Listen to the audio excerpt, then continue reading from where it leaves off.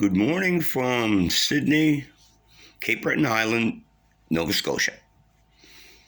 And a message to all of the truckers in Ottawa and all of the people supporting the truckers. Congratulations, you've managed to solidly put down any attempt to move the vehicles. And they know it. Because once you put the air brakes on, that's it. There's no equipment there to move thousands of trucks with air brakes on. As far as I've got information from Ottawa about there were people showing up at the homeless shelter that were actually homeless. They weren't part of the convoy. There's lots of food at the convoy, lots of food at over on Wellington Street. There's kiosks set up with trucks. We got all of this food coming in from all over Ontario, and it's being handed out to the homeless on the streets of Ottawa. So there's no shortage of food in the homeless shelter. Nobody trying to steal food off the homeless. They got $10 million, and people are really bizarre because they said they were dancing on the War Memorial. Okay, there was a couple of nuts that were doing that. They got rid of them, but they flooded the War Memorial now with roses.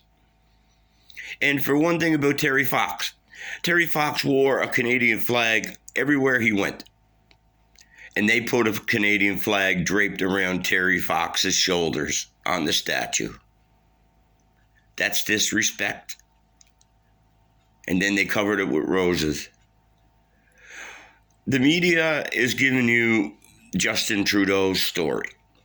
There's a play being put forward. It's an orchestrated script. And the Ottawa police, they don't know what to do. So they've decided that they're going to try to contain it. Well, they're parked there, not going anywhere. And they got the right amount of trucks that they want downtown, so they don't need any more trucks coming in. So you're wasting your time there. And also, come on. The truckers have all agreed that they're going to back down on the horns too, because they realize that may be causing some havoc for some people. So the horns are going to be back down. So, they're doing all this stuff to accommodate the citizens. Nobody's being threatened. And if you're living in an apartment building downtown and you're part of the community downtown, they're opening up the different areas that you want to feel safe. Your safe zone, right? Because all the people that are contained in these apartments downtown are of a certain minority that we won't discuss, but they have a penchant for being with each other. So you have to take into context, across the country, mandates are falling. And they're falling like snowflakes. and in Alberta, they will drop all the mandates like they did in Saskatchewan, and it's going to go to BC, in Ontario, and that's coming up next. But they have their agenda. They had a quota. They're saying that they got like 80% of Canadians are vaccinated. That's lies. They don't know how many. Okay, but it's nowhere near that, or they wouldn't be in such a panic, trying to tell you to get this and get that, And what was really strange to me is that they even come up with a consumer-friendly choice, so you can pick and choose what you want. So they confused everybody, like I said in the beginning, by just putting up all types of fear. See, they grabbed when you grab the narrative at the beginning and you get all your people on the mainstream media and you get them up there first, then you control the narrative, okay? And it's like Wag the Dog. If you watch that movie, they can do whatever they want. They have CGI, they have all kinds of ways of getting around actual footage. They don't even have to go out anymore. They just grab stuff off the internet, patch it together, and they can make it look like whatever they want. Now, right now in Ottawa, all of the snowplow drivers and all of the people doing the maintenance, they cleared everything up so that the trucks could have places to park. And you have all the tow truck drivers in Ottawa that said to the chief of police, sorry, we all got COVID. It's like Justin. He's had it 4 times now.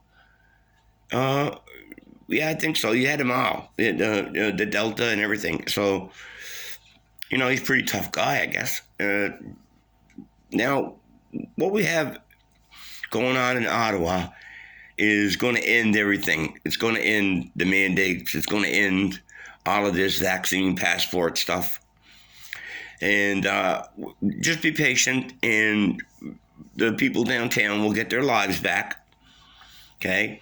This isn't BLM smashing windows and burning cars. Come on now. There's nobody there doing that. You know it. The only people there are the regular idiots that live on the streets of Ottawa anyway. Come on. And they're just mingling, and they've never been treated better. And it actually, they're really hunting down. They're really going bizarre with the phone calls. You got to charge somebody. They're defecating on my snowbank, and come on. So, to all of the freedom truckers in Ottawa, there's not much I can do down here. I'm just an old guy, but I fought lots of battles.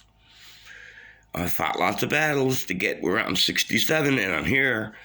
In 1995, I knew this was coming, and I ran for mayor in Cape Breton to stop the regionalization, and they put me in jail during the election.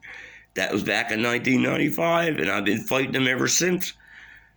I'm still here.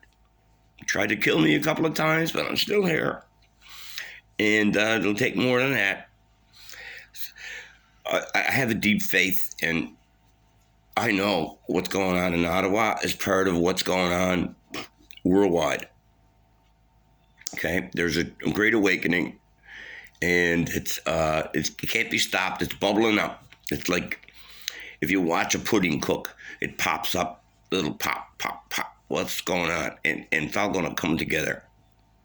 The casserole is almost baked. Good luck.